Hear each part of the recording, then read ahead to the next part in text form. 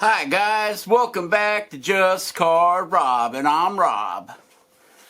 Alright, so what are you doing, Rob? Well, we got our Bigfoot guy done. He's all painted, he's all antiqued. We went over it with a black wash, and we have to get this guy shipped out. He's got to go. He's leaving. He's going to Canada. So I was talking to Jordy Johnson, and he said to put a video up on how I finish them. Okay, so we are using the Mod Podge satin. Okay, and we carved this guy with a Dremel and our OCC carving knives. We use a Dremel 4000 with a flex shaft. We also used the micro carver to get those little eyes in there. Okay, so let's go ahead and Smodge Podge them up, shall we? Okay, Mod Podge dries clear, and you want to get it down into all the nooks and crannies. So we're going to force it in there with our brush. Force it down in there like that, get them all sealed up. I believe, it's my opinion, and only my opinion, and $5 will get you a cup of coffee at Starbucks. Not that it's worth much. Okay, so I believe when we seal these guys, and you're using a live wood, something that hasn't been kiln dried,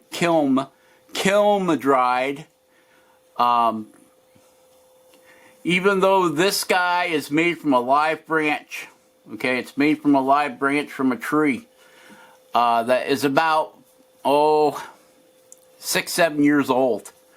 So any of the cracking that should have been done. You know what I'm saying? But you never know with non-dried, kiln-dried wood. This was stored in my other building.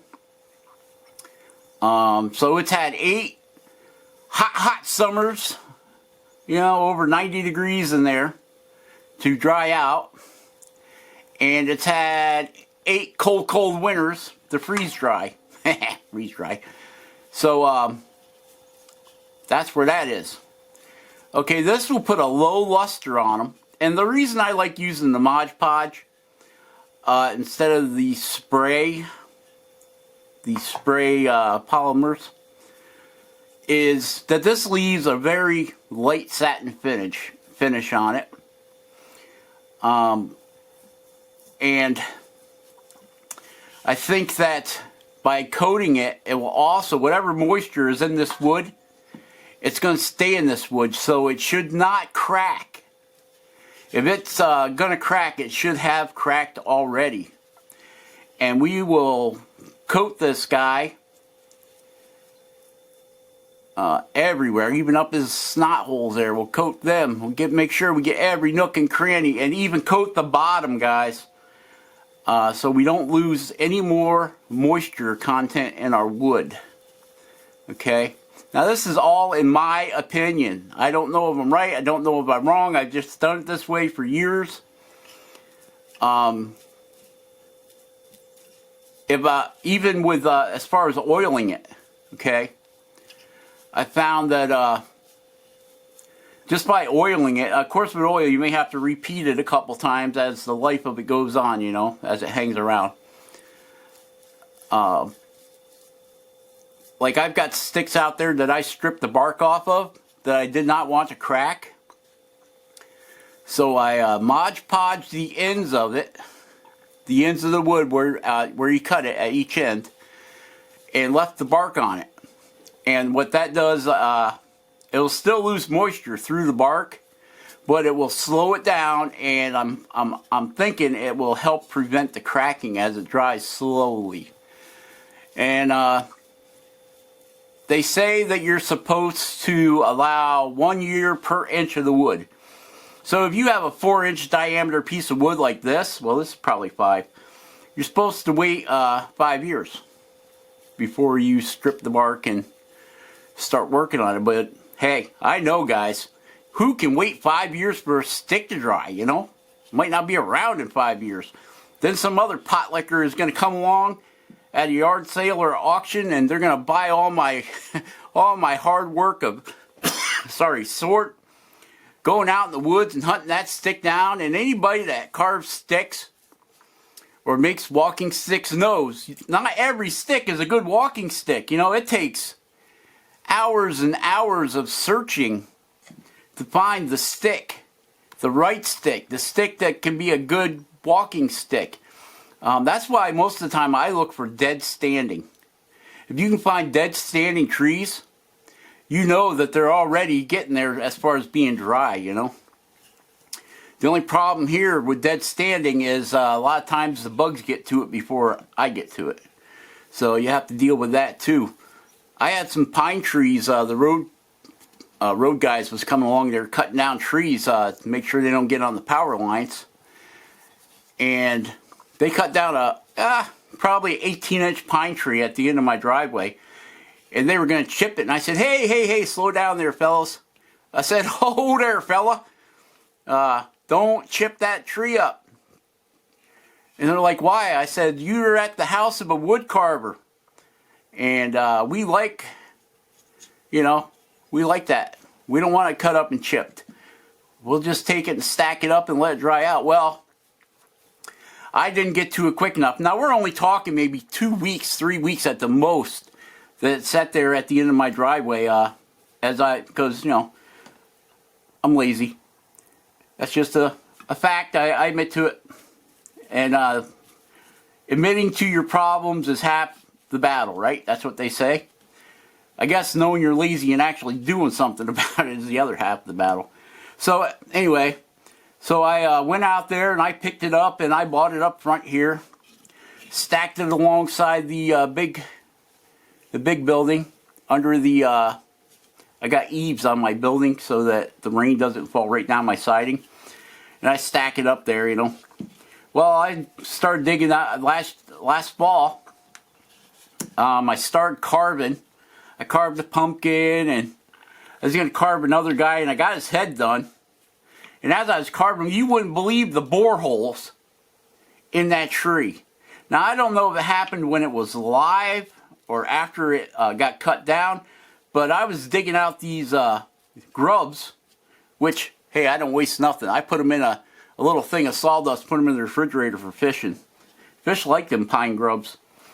Yeah, it was a pine tree. An ugly looking pine tree at that. It wasn't one of them nice full fluffy pine trees like a Christmas tree. This thing was old scaggy limbs. You know, it wasn't a pretty tree. So I really didn't miss them cutting it down, to be honest with you. Because I do have some ornamental trees. You know, I've got some different types of bushes out there and stuff. I got some cedar trees growing out there that I planted when my son was born, so 28 years ago. And they're getting up to a nice size. If they had cut one of them down, I probably would not have been happy. But they didn't, so. Anyway, this pine tree had more holes in it than an 18-hole golf course. Had a lot of holes. But we just carved around them, right? And as I was carving it, I was finding these stupid slugs. Well, they weren't slugs. They were more like mealworms, but they're growing in trees, so they can't be mealworms. And they're big worms, big guys. So I gathered them up and I put them in a mason jar with wood chips. And they seemed pretty happy in there, you know. But they weren't around long because I went fishing with a buddy of mine and we used them all up catching bluegills and sunfish, and they even work good for walleyes. We were catching walleyes on them things. So you know they weren't that small of a bug. So yeah. That just goes to show you how quick your wood can get eaten up by bugs. So, down on my property, they had also cut up some oak trees, branches off, big branches off these. I got some oak trees out here that are probably 800 years old. They're huge. So as they were going through down the power lines, they were trimming off those branches. So I didn't go pick them up because they weren't right at the end of my driveway. So we'll be getting to them here shortly and see if the bugs got into those. I don't think oak is as susceptible as the softwoods, like popple. Okay, I got some up north there, where my brother lives. They have all kinds of popple trees, and we had a real heavy windstorm come through, and it blew over a bunch of them. So I went up there and I gathered up some popple branches. And, you know, bigger popple. Because if you buy you buy popple boards here, man, the price will kill you. It's scary. They're so expensive. So I gathered them up and brought them home and ran them through my bandsaw. But and I was up there shortly after that storm, probably 2-3 weeks, and you wouldn't believe the amount of bug holes were in there. And yes, I did. I found more of them little, they look like a mealworm, but they're like 5 times the size. So as we come across them, we put them in a jar. It seemed to work pretty good for fishing. I don't know what they taste like. I didn't have enough nerve to try one. But so you can see this is already drying. It's already drying. Get some light up there. I don't know if you guys can see it. This stuff up here is already dry that I put up on its head.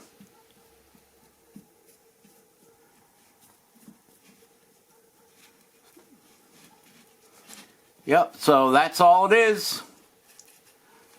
Just brush this stuff on. It seals the wood. It should keep it from wanting to split. Like I said, this has been around a while already, and whatever cracking it's going to do, it should have done it by now. But all you chainsaw carvers know, and I don't care if it's chainsaw carving or using your Dremel whittling it like I did this guy. You all know that when it comes to wood, even though it's been around 100 years, it could still crack on you. So, in my opinion, the best thing you can do is seal it to keep it from cracking, because it keeps the moisture in the wood, and that's what makes the wood crack. Is as it dries out, you know, take a sponge and squeeze it. As it dries out, it shrinks like a sponge, right? So as it dries out, the wood will crack.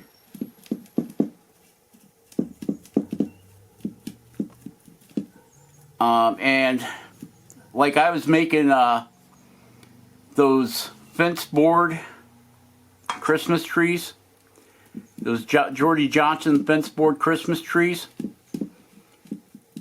and when you would burn them, you could actually hear them cracking as you're drawing that moisture out of that wood, even though those are kiln dried. Of course, we're using them for something that they were never meant to be used for. They were meant to be used outside for fence boards, and that's why we use cedar, so the bugs don't get in them. But yeah, you can hear that wood, and you can see it split. It crack right there in front of you. If you burned it too hard, burned it too deep, it ended up cracking right there.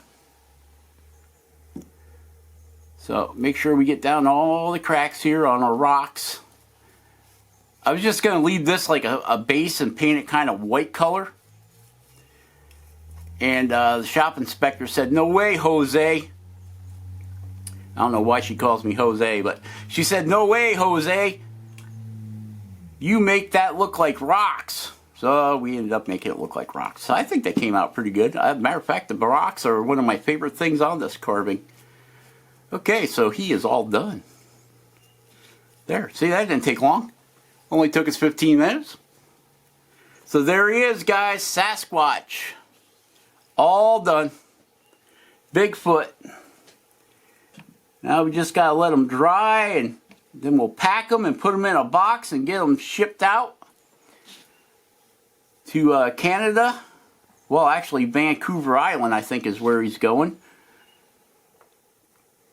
To our buddy Larry Dibbs, wanted a Bigfoot, so. And Larry had a birthday, I believe, last week. And he got a hold of me and said, hey, I want a Bigfoot. I want one of your Bigfoots, which I don't know why he wants one of my Bigfoots. I'm sure there's somebody up there on Vancouver Island that could get it to him. You know, Bigfoot and Vancouver Island go together like bees and honey. It's where all the Bigfoot researchers like going, is Vancouver Island. I've asked Jordy when he was over there if he's seen any Bigfoots, and he's like, no, I haven't seen no Bigfoots. But then again, Jordy, I think he was under the influence of a Bigfoot. You know, he put out that video where he wanted to find the nature party.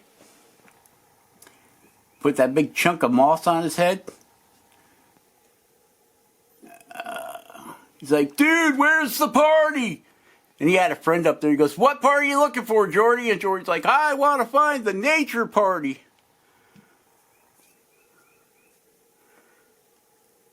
So I don't know if he ever found the nature party. But that's what he was looking for. Okay, guys, so that's it for this one. We'll catch you on the next one, all right? All right, share, subscribe, like, all that good stuff. Check the links in the descriptions below. Save yourself 5% on Kutzall burrs. Use the code CARBROB. All caps, CARBROB. And we will catch you on the next one. Okay, guys? Be awesome. Carve something awesome. Carve every day if you can. I have been very, very busy, so my carving has suffered all the more for it, but not all the better for it, okay? So I'm just going to let him dry off, get that first coat on there dried. I'll put another coat on them, and then we will also coat the bottom. Yep, signed it, Jordy. Signed it right there, RV 2021, just carved. All right? All right. So we'll catch you on the next one. Bye.